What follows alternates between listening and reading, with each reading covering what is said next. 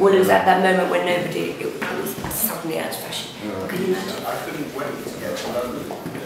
It was a one-way ticket. It was a one-way ticket. Here we are. The lonesome cowboy himself, Mr. Nigel Coates. When I was a student, I mean still now, but since I was a student, Nigel was a myth for me, really. He's gone through the 80s, riding the fastest horse ever.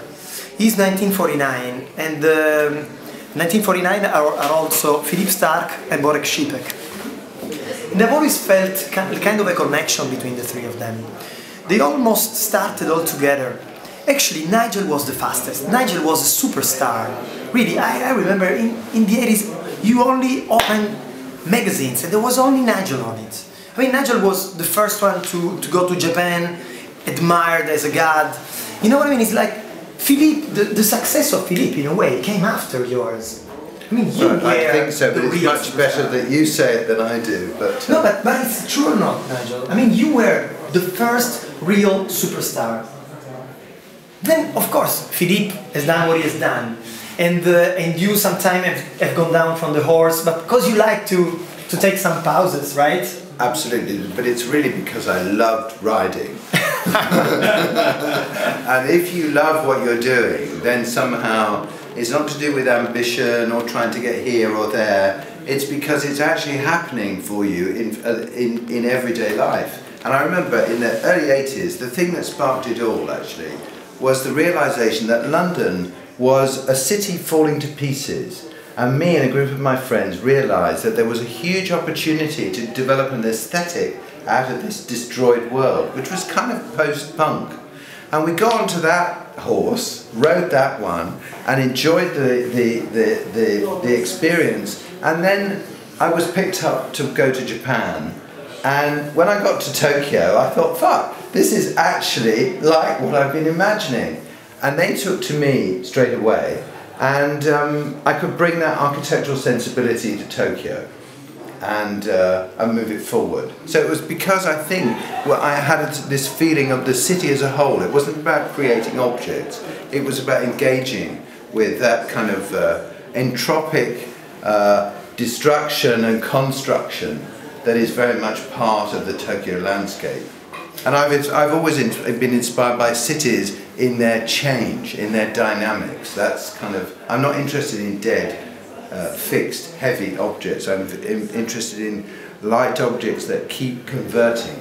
I mean, that's also because Nigel is a theorist as much as he's a designer in a way. Because, for example, in 1984 we go back to NATO. Narrative architecture today, that was like a big boom in the design culture. I mean, Nigel has always been about the theory together with the practice. That's why he's been teaching at the Royal College for 15 years now. Something like that, yes. And that goes together. I mean, really, and that's very important. That also explains why sometime Nigel decided to stop by and make his horse to rest. Is it true or not? Yes, absolutely.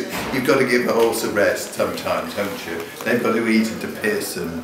But your soul is restless. I mean, you've done everything from the most spectacular architecture of the millennium in London to the most striking buildings in England in the last 30 years. Well, you and I have something in common. We don't have boundaries of fear.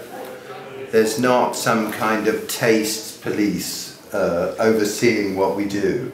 And I think that, you know, in both of our cases, we were able to enthuse other people about how to enjoy architecture and design in an unexpected way. So it's not about just delivering what other people are asking. It's a kind of existential engagement. That is what you're calling riding, I think.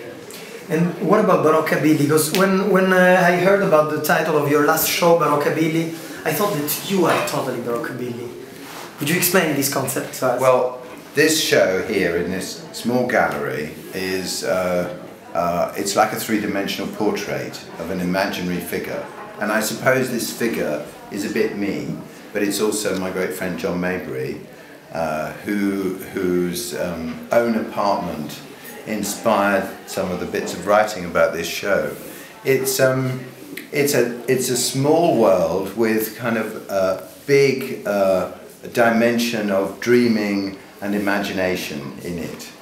And I wanted each room to have a certain mood that picked up and explained and brought forward to the visitor something of the Barockabilly sensibility, which of course mixes the sensuality and motion of the Baroque with the kind of rebellious but poetic spirit of the rockabilly. And well, that comes through in the two pieces of furniture that have a sensuous and floating form. The Pompadour chair is like sitting on a cloud, and the aviator sofa is shaped in such a way that it kind of almost, you can't not interlock your knees with the person that you're sitting next to. And then around the room are mirrors that reflect and exaggerate and keep you in a moving situation, but through very, very simple means. The view jumps between the objects and the mirrors. Then it's so unusual for you to be in such a gallery. I mean, you always wonder us. I mean, it's beautiful because you always do something completely unexpected. That's very Nigel to me. I actually am seeing on your rings, is it a Fornasetti? Do you like this Fornasetti? is a Fornasetti image that I did for Barnaba Fornasetti. Ah, really? Which is the first in the series of more than 300 plates, is the first image of a beautiful boy. Wow. There is a picture of Piero Fornasetti on one of the plates, but he's a distinguished gentleman. So with this, we're able to make the boy and the girl. So there are vases and glasses and a few other objects that work with this. He's got the beard, little beard, yes. Yes, he's a bit rough, bit like, you know. Beard is like we could put beard like is this. fashionable. You should grow beard. But it's an interesting exercise to take an image like that of a woman, super iconic, and then with kind of collage and digital manipulation to change a woman into a man. So he's not her lover, he's her brother.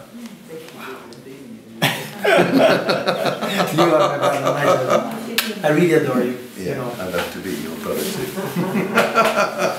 Thank you very much to Nigel Coates. Bye bye. I love you. Hey, you like getting off the horse? Do you ride? Let me ride.